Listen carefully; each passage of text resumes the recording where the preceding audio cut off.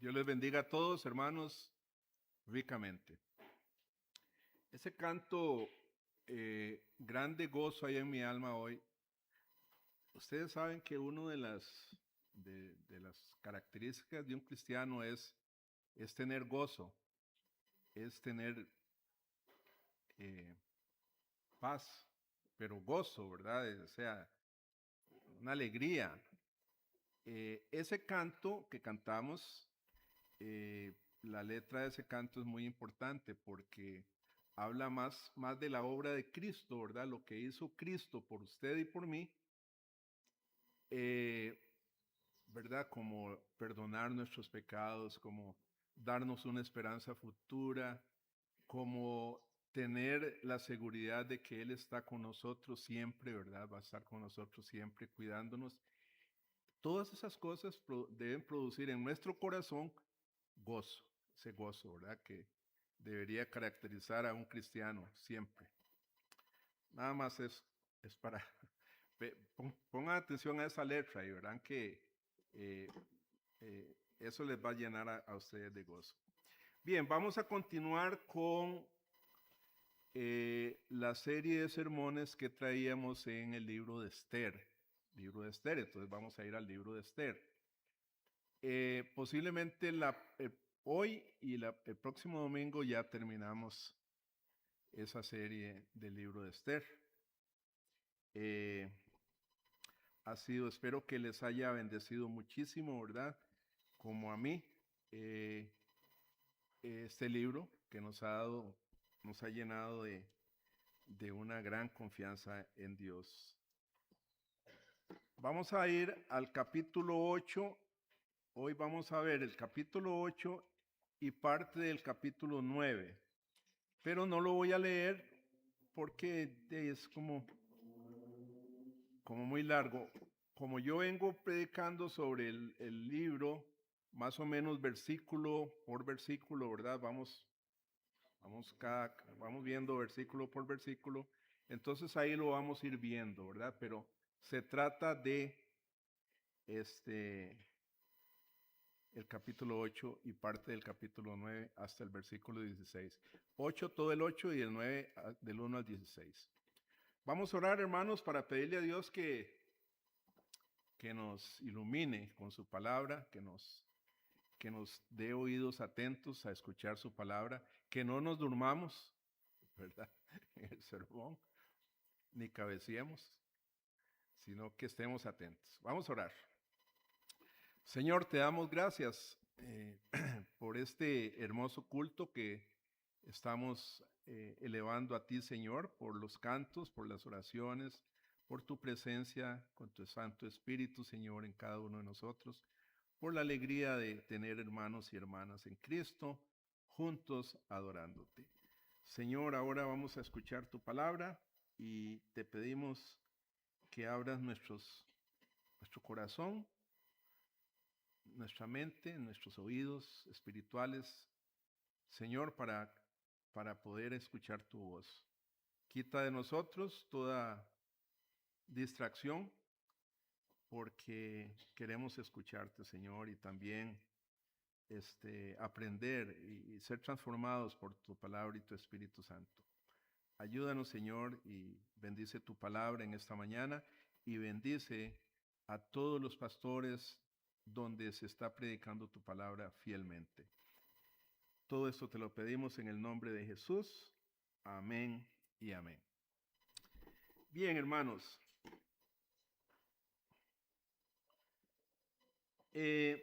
A través del libro de Esther hemos visto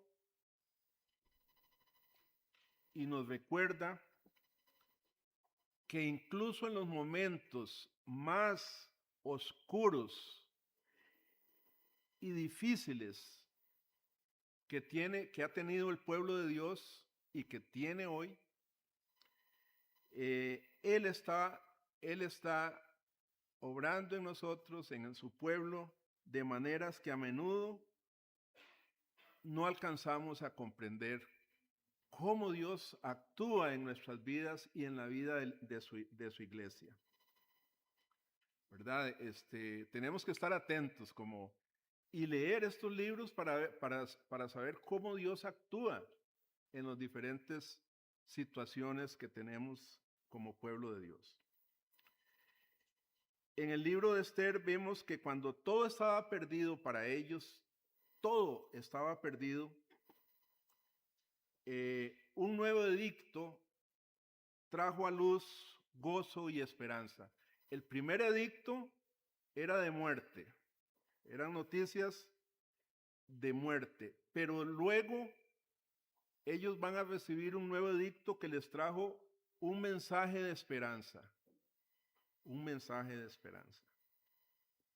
Ese mismo Dios que actuó en el libro de Esther y en el Antiguo Testamento, sigue guiando, hermanos, nuestros pasos hoy en día, aún en las circunstancias que parecen imposibles en nuestras vidas, ¿verdad? Cuando uno dice, bueno, ya, yo no sé, solo Dios puede ayudarme, ¿verdad? Y realmente así es, solo Dios puede ayudarnos. Debemos reflexionar en esto, hermanos, y toda la historia de Esther nos dirige hacia ese pensamiento. Ahora voy a contarle a los jóvenes de esta iglesia y a los niños de aquí de esta iglesia, de una de las formas en que nosotros nos comunicábamos o cómo se comunicaban las personas en los años de 1965. O sea, trasladémonos ahí a 1965. ¿Cómo se comunicaba la gente en ese tiempo?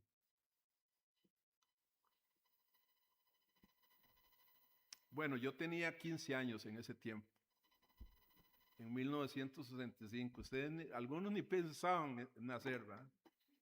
Pero yo ya tenía 15 años. Estábamos en la época de los Beatles y toda esa gente, ¿verdad? Entonces, 15 años. ¿Cómo nos comunicábamos?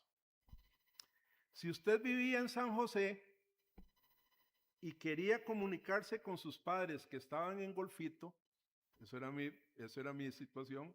Yo vivía aquí, papá, mamá estaban en Golfito.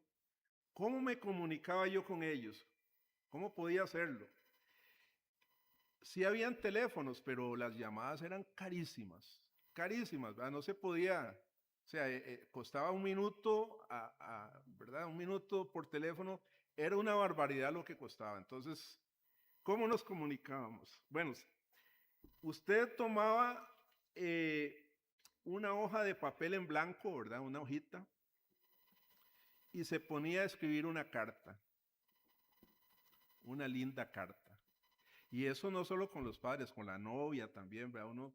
Uno sí quería comunicarse con la novia que vivía en Alajuela o en Heredia, entonces escribía una carta. Nada de WhatsApp, ¿verdad? Ni nada de eso. Luego compraba un sobre de carta, doblaba bien la cartita y luego iba a la oficina de correos más cercana, compraba unos timbres y la depositaba en el buzón. Y la carta se iba. Eso sí, usted no tenía seguridad si esa carta iba a llegar. Nunca estaba seguro uno si la carta iba a llegar a su destino. Ni siquiera tenía seguridad si la carta iba a llegar, ¿verdad? O cuánto tiempo demoraría en llegar. ¿Cuánto? ¿Un mes?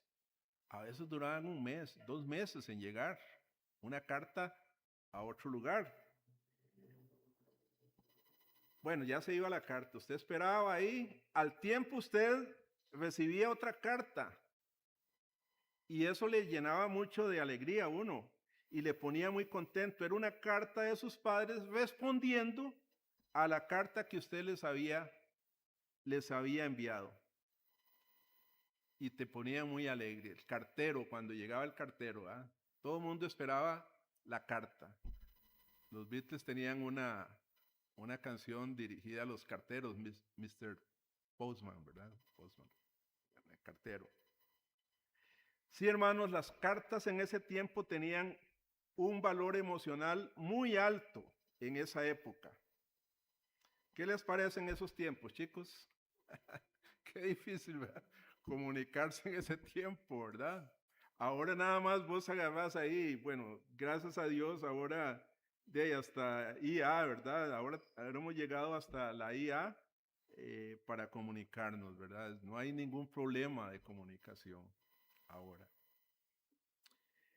Bueno, todo esto para decirles que en el Antiguo Testamento los persas utilizaban un sistema de comunicación mucho más antiguo que el de los años 65, ¿verdad?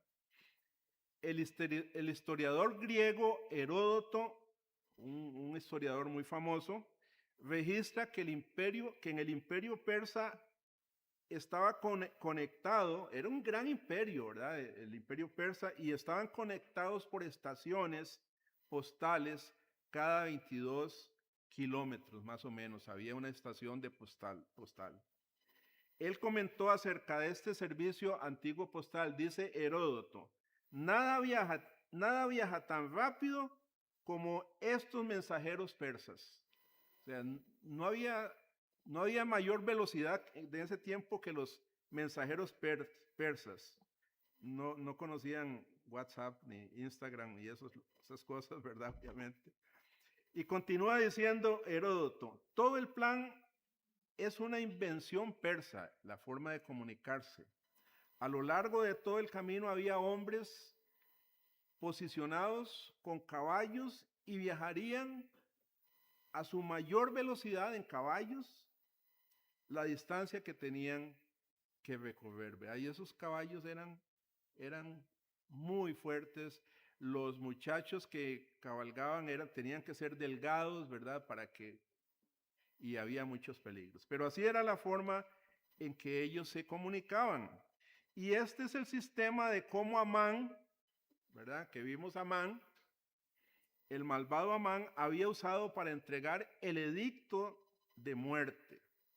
Ese edicto que recorrió toda Persia a través de caballos, ¿verdad? De muchachos dando el edicto. Todos los judíos habían visto el anuncio. Toda la gente había escuchado y leído el edicto.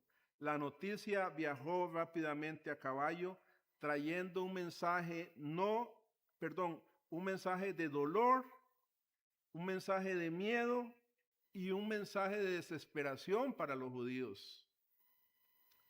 Ellos en ese tiempo eran una minoría en el imperio y estaban indefensos.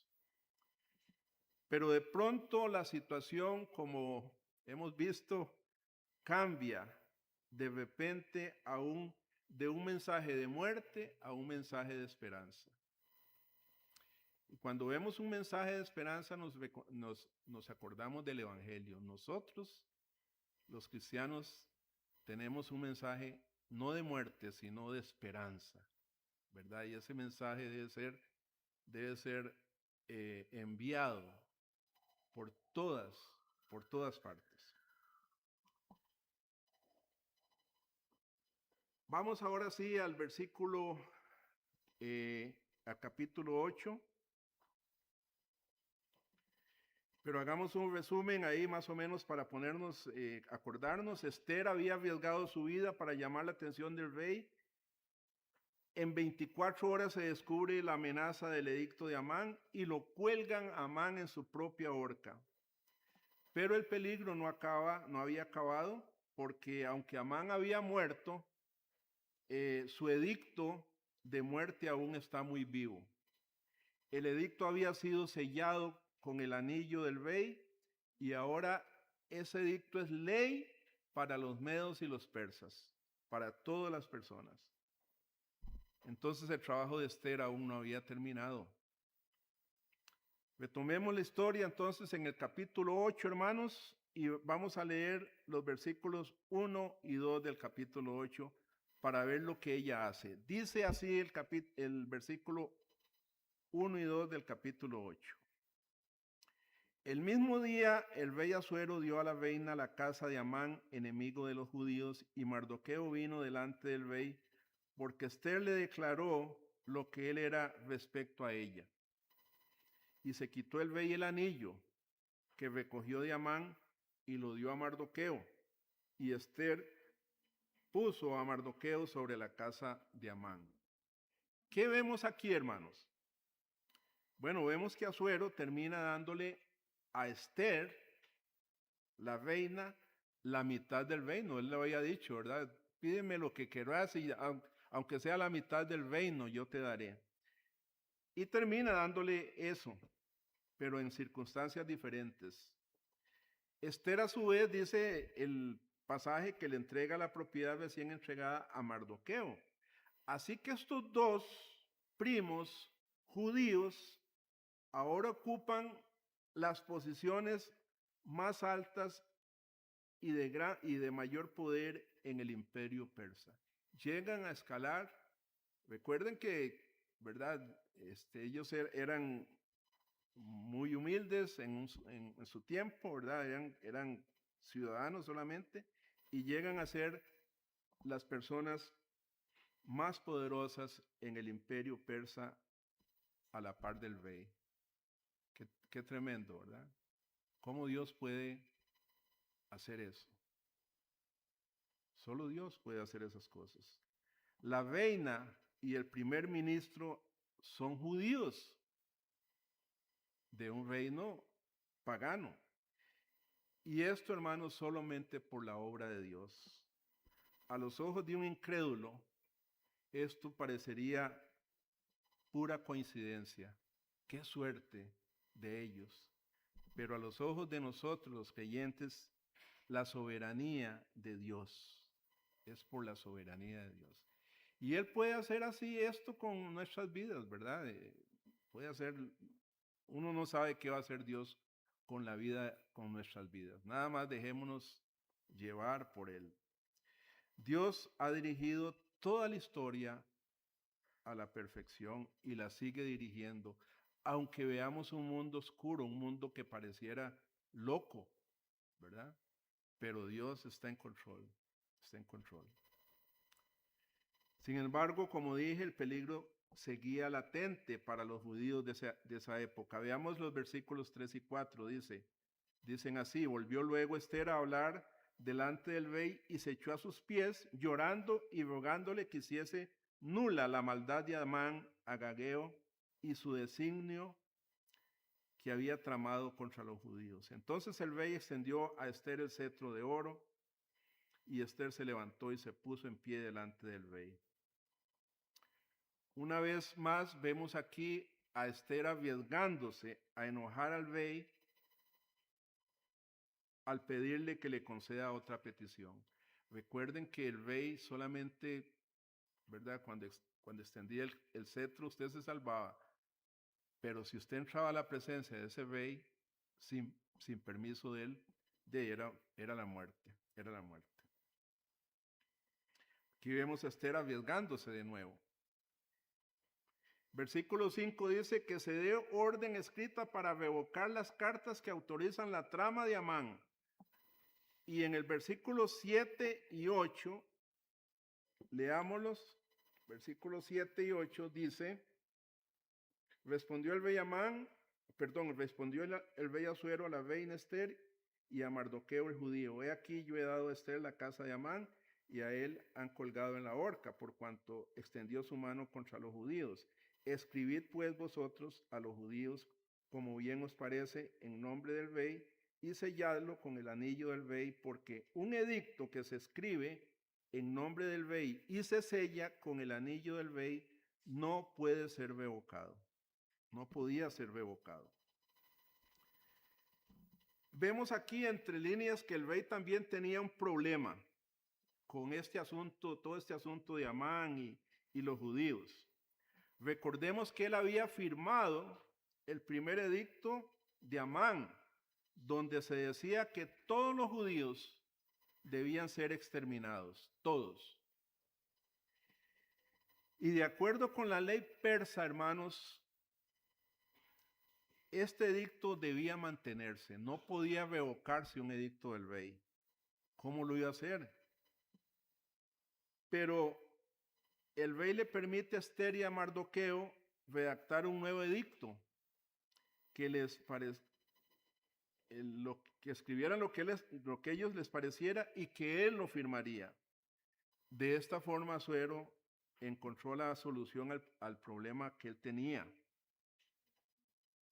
Porque por la historia nosotros sabemos, hermanos, que los reyes persas se enorgullecían por ser infalibles. Ellos no se equivocaban, era muy difícil. No podían equivocarse, más o menos como el Papa, ¿verdad? Entonces, abolir una ley sería admitir que él se había equivocado. Y Asuero no iba a admitir eso, ¿verdad? Que él estuviera equivocado. Pero aquí encuentra la manera de salir del apuro, ¿verdad? Les dice a ellos, escriban ahí lo que a ustedes les parece, y al mismo tiempo complace a su esposa y a su primer ministro. Pero en el proceso también hace algo de importancia para los judíos. En el versículo 8, el rey no admitiría que su edicto fue insensato, pero va a hacer lo que puede para evitar la vergüenza que el primer edicto pueda causarle en el futuro, ¿verdad? Había un problema con los edictos. Ahora podemos ver la estrategia del rey. Esther y Mardoqueo no son los únicos que necesitaban escapar de esa situación, sino también el rey. Y él está permitiendo entonces, detrás de su amabilidad con Esther y todo eso, él está salvando su propia reputación. Mardoqueo redacta una carta y la copia en todos los diferentes idiomas del imperio persa. La carta básicamente otorga al pueblo judío varios derechos legales. Veamos el versículo 11, ¿qué dice? Dice que el rey daba facultad a los judíos que estaban en todas las ciudades para que se reuniesen y estuviesen a la defensa de su vida, prontos a destruir y matar y acabar con toda fuerza armada del pueblo o provincia que viniese contra ellos, y aun sus niños y mujeres, y apoderarse de sus bienes.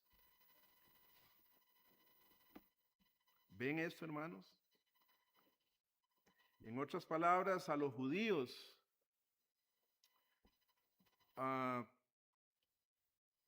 se les da varios derechos legales. Dice que se les daba el derecho de montar un ejército y tomar las armas. O sea, en otras palabras, defenderse. Ya no iban a ser aquel pueblito indefenso. De hecho, en realidad se le da el derecho también de saquear a cualquier persa que muera en el intento de matar a los judíos. Es decir, si un persa llegaba a mi casa y me quería asesinar, según el primer edicto, yo podía defenderme, y si lo mataba, entonces yo podía tomar también, saquear, tomar las posesiones de ese persa, que ese persa tenía. En realidad lo que hace Mardoqueo en el edicto original era copiar el edicto que hizo Amán, pero al revés.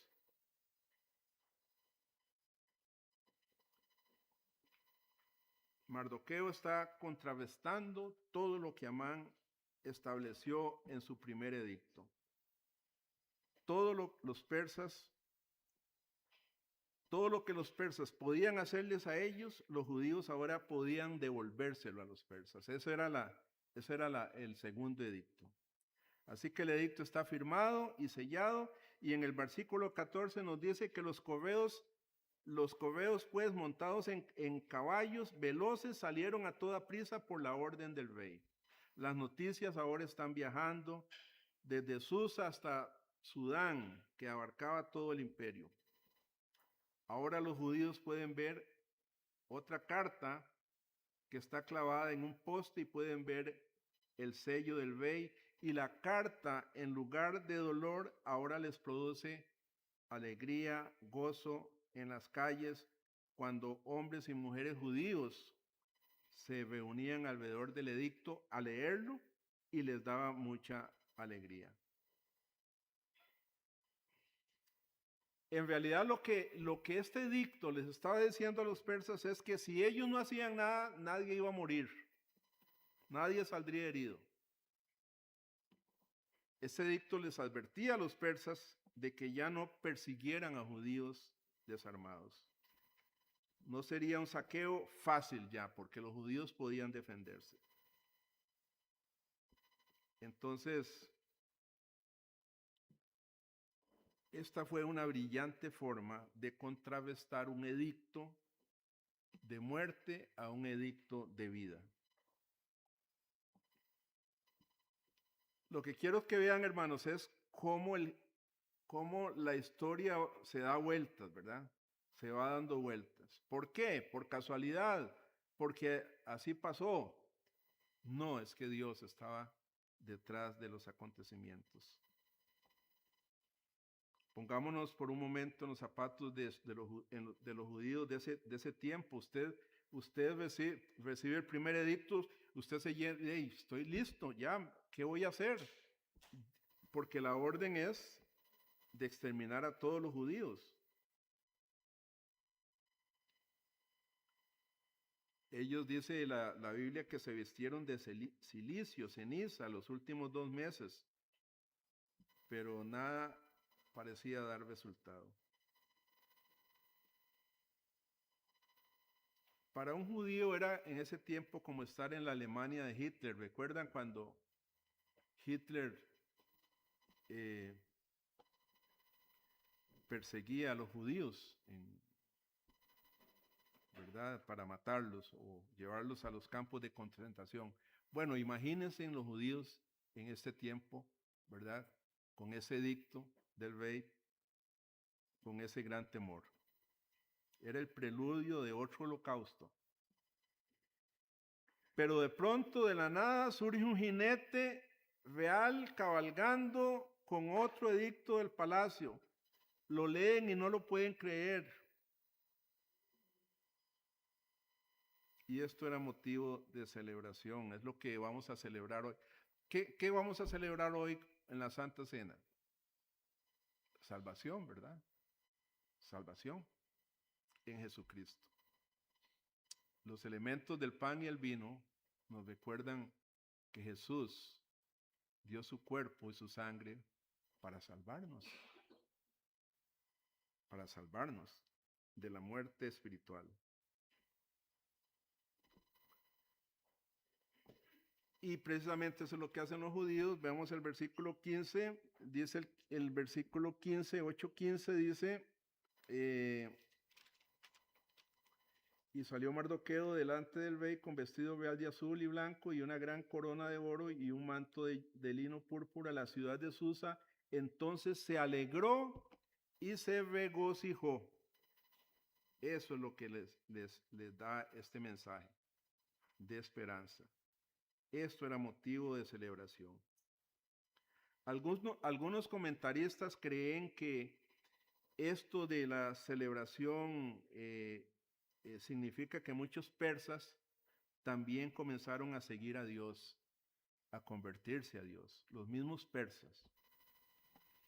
Como es el caso de Rahab, no sé si recuerdan el caso de Rahab, la ramera, que abandonó a su pueblo en Jericó y se convirtió en judía. Una persa se convierte en judía. O como Ruth, que también conocemos la historia de Ruth, que dejó su idolatría y se casó con un hombre judío, convirtiéndose ella después en la abuela del rey David, ¿verdad? Persas convertidos a judíos. Y no es de sorprender entonces, hermanos, que la ciudad de Susa está de fiesta esa noche. Se nos dice en el versículo 16 que para el pueblo judío todo era luz. Esa palabra luz se puede traducir como esperanza. Ahora todo estaba lleno de esperanza, alegría, gozo y honor. Gozo en el pueblo de Dios. No sé, hablando del himno que empezamos, ¿verdad? El himno, grande gozo hay en mi alma hoy, porque Cristo me salvó. ¿Cuánta alegría tiene usted por eso, hermanos? ¿Verdad? ¿Cuánto gozo tiene usted de que Cristo lo salvó? Deberíamos estar siempre muy, muy contentos.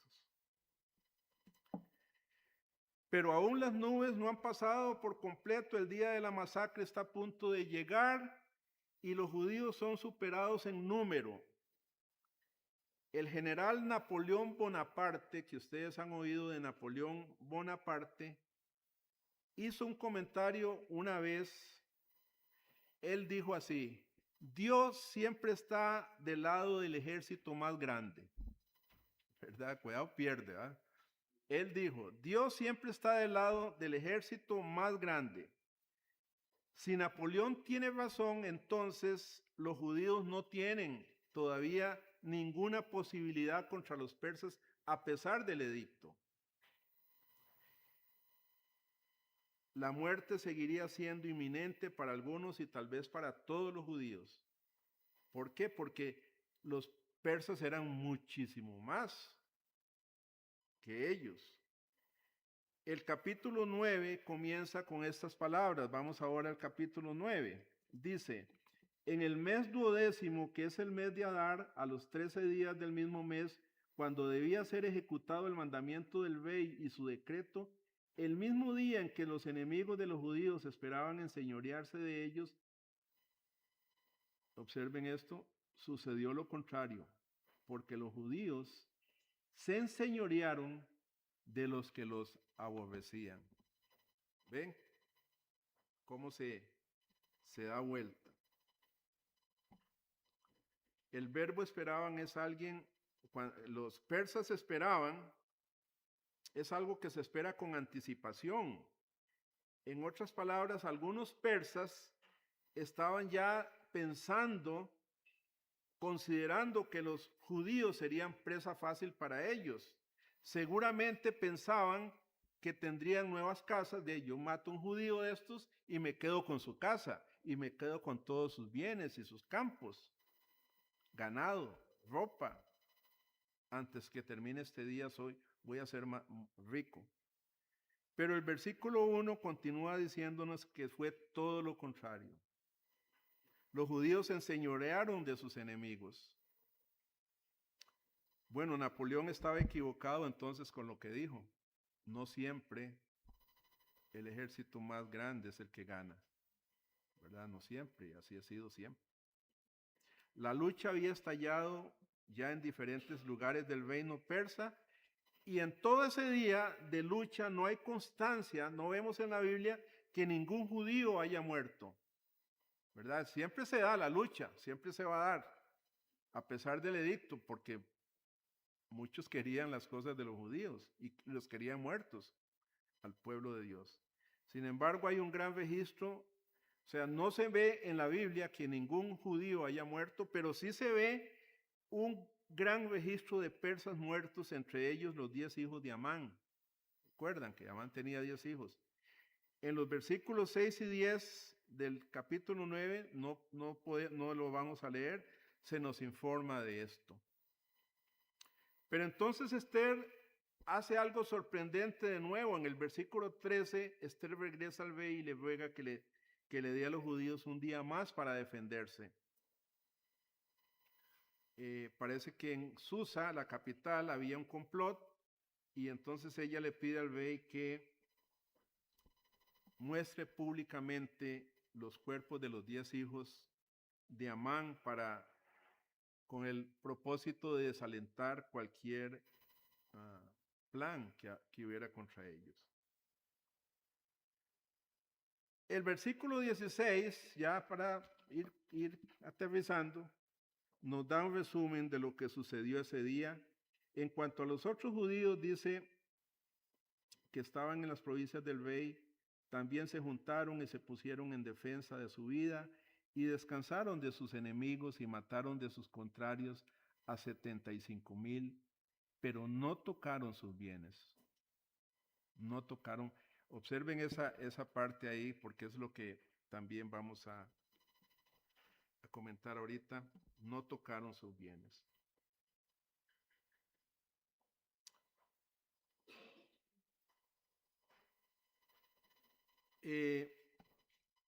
75,000 personas dice que persas murieron. A nosotros nos parecería un montón, qué montón de gente, ¿verdad? Murieron. Pero los documentos de ese tiempo dicen que la población de Persia rondaba en ese tiempo unos 50 millones de personas. ¿Qué significa esto, hermanos? Que la cantidad de personas que realmente pelearon contra los judíos fueron relativamente pocos, no fueron muchos, no fueron todos los persas.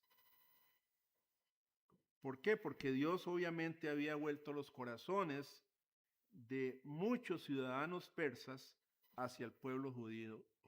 Les dio, ellos hallaron gracia. Es lo que cuando decimos nosotros, Señor, que podamos hallar gracia delante de X, mis jefes o lo que sea, ¿verdad? Ellos hallaron gracia delante de los ojos de los persas. Y realmente no fue todos los persas los que se volvieron contra ellos.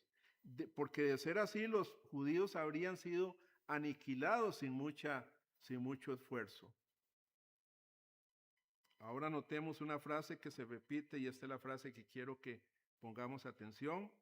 Se repite 3 veces. Recuerden que a los judíos se les había dado el derecho de contraatacar y también de saquear cualquier persa que derrotaran. Ellos podían hacerlo. Pero 3 veces leemos en los versículos 10, versículo 15 y versículo 16 que los judíos no tocaron los bienes de los persas. Aunque esta era su gran oportunidad de vengarse, hermanos, no lo hicieron. Tomar sus posesiones según el edicto, no sería robar, no sería ilegal. Sin embargo, los judíos no tocan las casas de la familia y las familias de sus enemigos. Y en este punto, hermanos, quiero preguntarles si alguna vez usted se ha sentido maltratado por un jefe de su empresa. Yo creo que sí, algunos, ¿verdad? ¿Alguna vez usted se ha sentido maltratado por su jefe superior? ¿Alguna vez usted ha firmado algún contrato y después descubre que esa persona le mintió, lo engañó?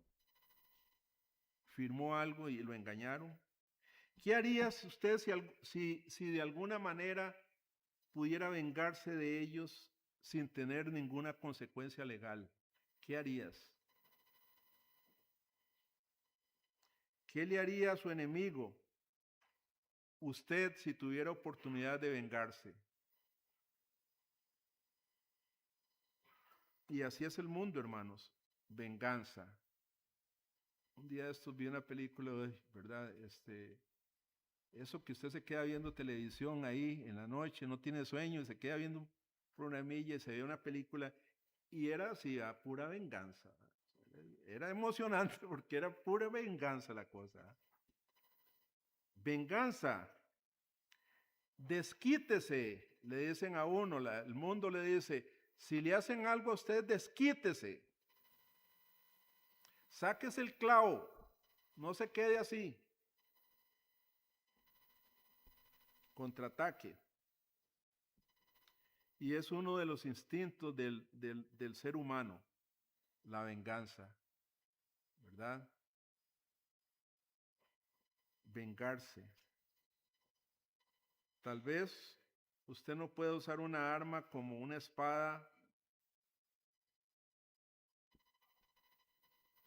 o una pistola, pero al menos usará sus palabras para tratar de desacreditar a su enemigo. Y eso es lo que se hace muchas veces, ¿verdad?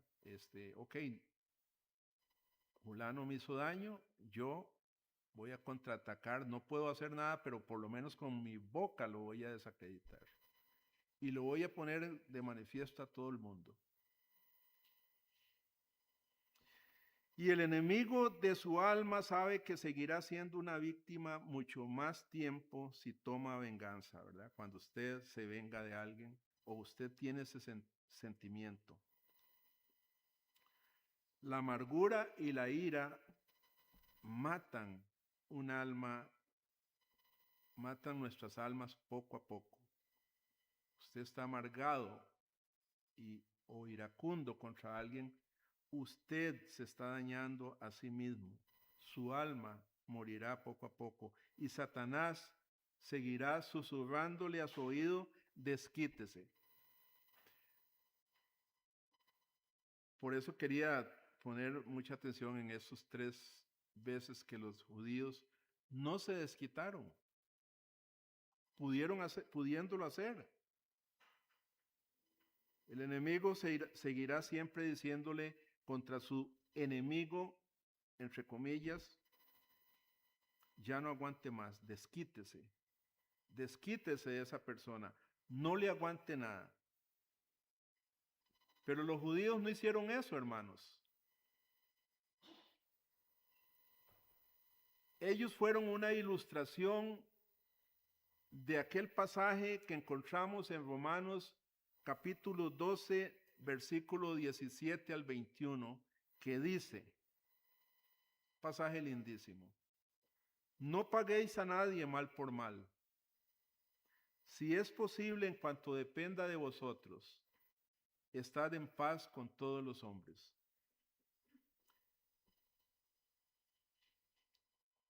Dejad lugar a la ira de Dios, porque escrito está, mía es la venganza, yo pagaré, dice el Señor. No seas vencido de lo malo, sino vence con el bien el mal. Este es lo que vemos en la palabra de Dios, ¿verdad? Cómo debemos actuar con nuestros enemigos o las personas que no nos caen bien o las personas que tenemos oportunidad de hacerles daño y lo hacemos muchas veces. Los judíos en esta historia de Esther solo se limitaron a defender sus vidas, nada más. Y es muy posible que sus vecinos persas, como Rahab, como Ruth, y seguramente un montón más, se dieron cuenta del carácter que tenían estos judíos. O para decirlo, el pueblo de Dios, el carácter del pueblo de Dios. Y el Dios de Israel seguramente recibió mucho honor ese día cuando su pueblo vivió lo que dice Pedro en su primera carta 2:9, mas vosotros sois linaje escogido, real sacerdocio, nación santa, pueblo adquirido por Dios para que anunciéis las virtudes de aquel que os llamó de las tinieblas a su luz admirable. Sí, hermanos, una celebración nacional se dio ese día en todo el imperio persa, cuando el pueblo de Dios se maravilla de la obra de Dios, de estar vivos, porque ese día ellos debían morir, según el primer edicto de Amán. Y ese día se dan cuenta de la gracia de Dios por estar vivos otro día. Y esta es una alegría real, era una alegría genuina porque los judíos decidieron dejar la venganza en manos de Dios. La celebración creo que habría sido mucho más corta y menos dulce si hubieran elegido saquear a sus vecinos. pero no lo hicieron. Decidieron no vengarse. Hermanos, el mundo nunca entenderá este principio, ¿verdad? Nunca entenderá un cristiano que perdona a otra persona sus ofensas con sinceridad y no busca venganza, no busca venganza. Eso no lo entenderá el mundo. Se escriben libros, como dije, y se hacen películas todo el tiempo que glorifican el concepto de venganza. Desquítese, vénguese, no se quede así, no sea tonto. Hágale peor de lo que él le hizo a usted. Pero poner la otra mejilla, como decía Jesús, después de sufrir una injusticia, es un concepto que deja sorprendido a cualquiera, ¿verdad? Cualquiera que ve eso dice, uy, vea, a esa muchacha le hicieron esto y más bien hizo bien después de eso. Eso no es normal, no es normal. Poner la otra mejilla, jamás. Pero esto llama la atención de las personas inconversas. Al final Dios recibirá gloria a través de usted y su testimonio de Cristo recibirá mayor credibilidad ante las otras personas. Hermanos, somos el pueblo de Dios, un pueblo elegido por Dios. Somos, dice Pedro, real sacerdocio y una nación santa. Eso es lo que somos. Así que hagamos que hoy y siempre, hermanos, sea nuestro anhelo anunciar las virtudes de aquel que nos llamó de las tinieblas a su luz admirable. Amén. Que Dios bendiga su palabra en esta mañana, hermanos. Vamos a orar. Señor, te damos gracias. Siempre tu palabra es preciosa, Señor, y nos deja muchas, muchas enseñanzas que deberíamos seguir, Señor, nosotros. Gracias, Señor, porque hoy hemos aprendido de tu providencia, de tu soberanía, de tu poder, de tu bondad, de tu ayuda, Señor, que siempre vas a estar con tu pueblo. También hemos aprendido, Señor, que tenemos un mensaje importante que darle al mundo, y es un mensaje de paz y de amor, Señor, en Jesucristo. Ayúdanos a ser mensajeros no de maldad, Señor, sino mensajeros de vida, de luz, de esperanza, que es en Cristo Jesús. Te alabamos, Señor, en el nombre de Jesús. Te damos gracias por tu palabra. Amén y amén.